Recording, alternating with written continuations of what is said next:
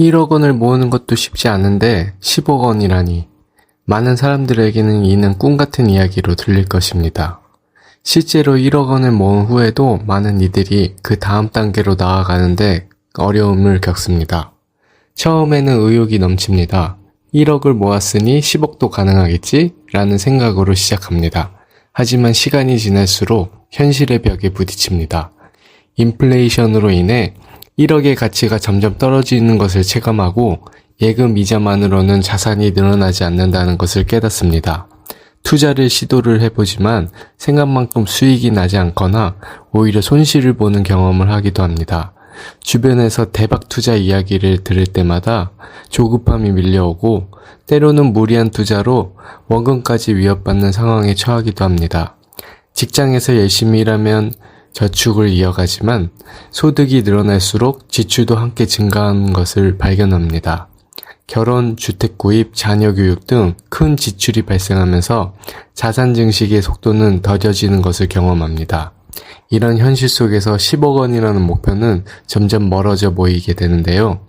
나에게는 불가능한 일인가? 특별한 재능이나 행운이 없으면 힘든 것인가? 라는 의문이 들기 시작합니다.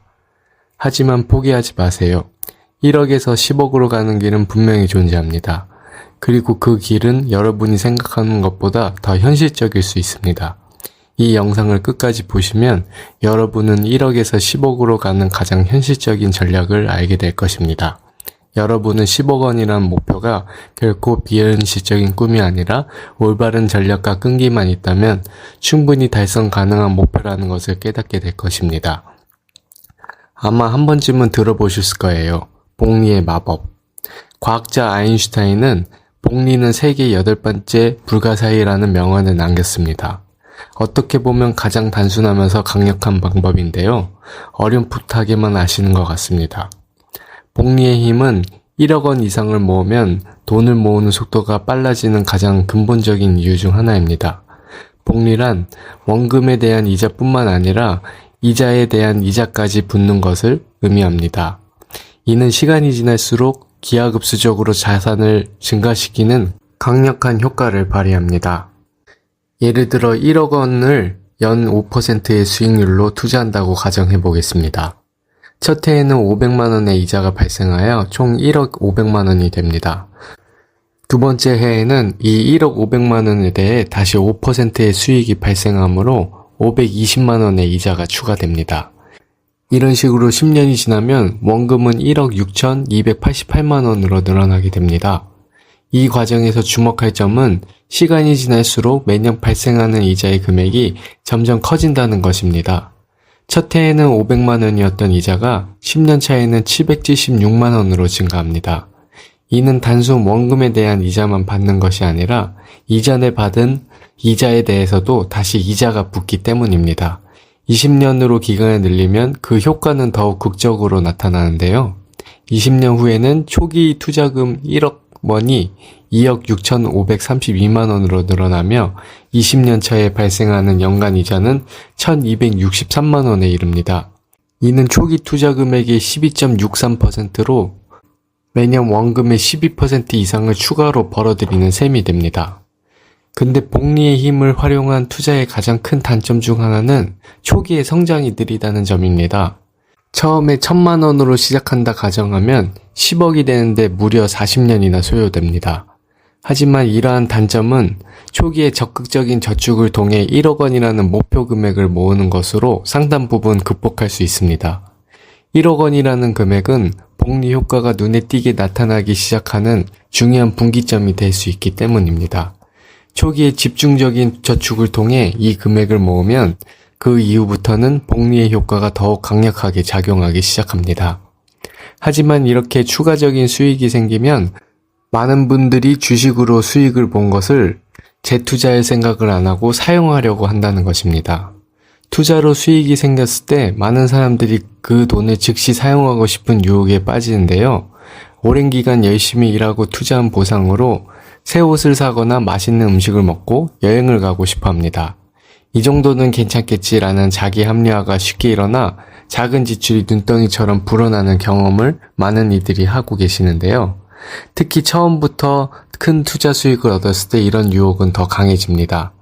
주식이 크게 올랐거나 부동산 투자가 성공했을 때 사람들은 흥분을 하여 이 정도 벌었으니 조금 써도 되겠지? 라는 생각에 평소 갖고 싶었던 명품을 사거나 비싼 레스토랑에서 식사를 하곤 합니다.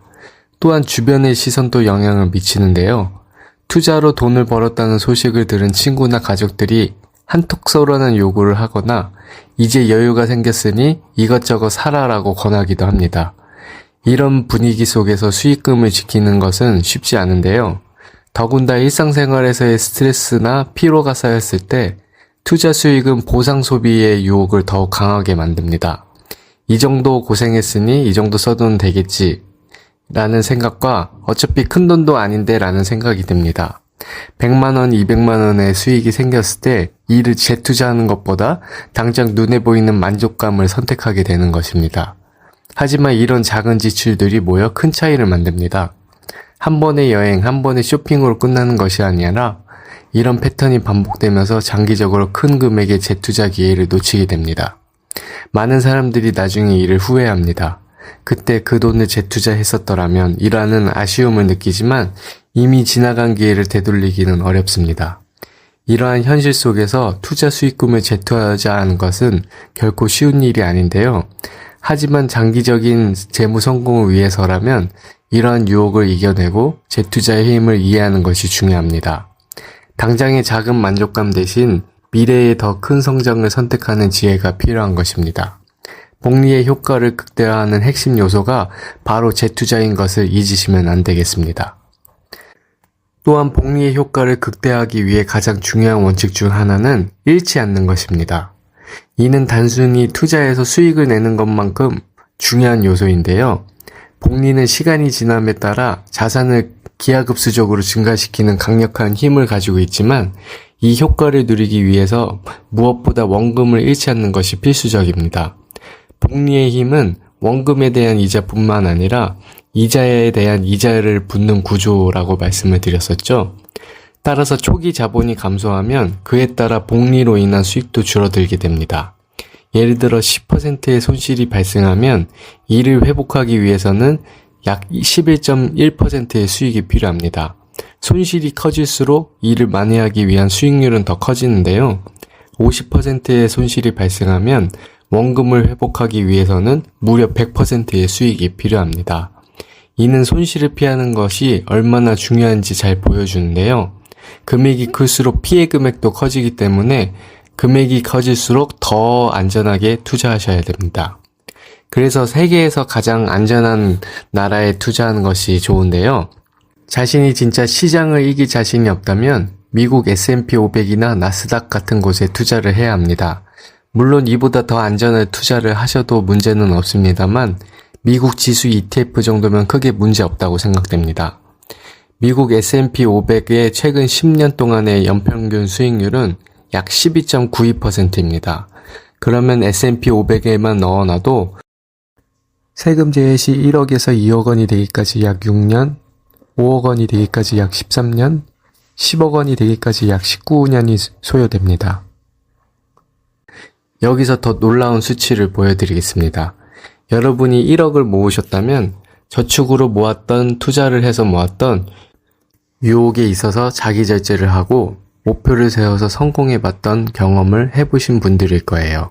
그렇다면 1억을 모은 이후에도 저축은 가능하실 거라고 생각해요. 그러면 1억 원으로 시작하고 매월 100만 원씩 추가로 저축하여 투자한다고 가정해 보겠습니다. 연간 수익률은 여전히 12.92%로 가정하겠습니다. 그러면 2억까지 약 3년, 5억까지 약 9년, 10억까지 약 14년이 소요됩니다. 이 결과는 초기 자본 1억 원에 매월 100만 원씩 추가 저축을 하면 얼마나 빠르게 자산이 증가하는지 보여줍니다. 참고로 매달 50만 원씩 저축한다고 하면 2억 원 도달까지 약 4년, 5억 원 도달까지 약 11년, 10억 원 도달까지 약 16년이 걸립니다. 여기서 좀 더 심화로 가자고 하면 돈의 번지를 통해 거시경제를 공부하면 시장의 큰 흐름을 이해하는 데 큰 도움이 됩니다. 특히 대세 상승장과 대세 하락장을 파악하는 능력은 투자자에게 매우 중요한데요. 대세 하락장, 즉 베어마켓은 장기간 지속되는 시장 하락 추세를 의미하며 이 시기에는 대부분의 자산 가치가 하락을 하고 투자 심리가 위축이 됩니다. 예를 들어 시장의 방향성을 볼 수 있는 금리 관련 지표나 금융위기를 조금 더 빠르게 예측할 수 있는 지표 등 위기 감지 지표를 통해서 대세 하락장의 징후를 감지할 수 있는데요. 대세 하락장에서는 잠시 투자를 멈추고 포트폴리오를 재조정하여 리스크를 줄이는 전략을 고려해야 합니다. 대세 하락장에서는 공격적인 투자보다 방어적인 자세를 취하는 것이 현명한데요. 이는 현금 비중을 높이거나 좀 더 안전자산 전환을 하며 완전히 시장에서 빠져나온 것은 아니더라도 투자 규모를 줄이고 보수적으로 운영하는 것이 중요합니다. 대세 하락장에서 적극적으로 투자하는 것은 큰 손실로 이어질 수 있기 때문입니다. 그리고 충분히 하락 후 대세 상승장이 시작될 시 장기 투자자들에겐 매우 좋은 기회가 될 수 있는데요.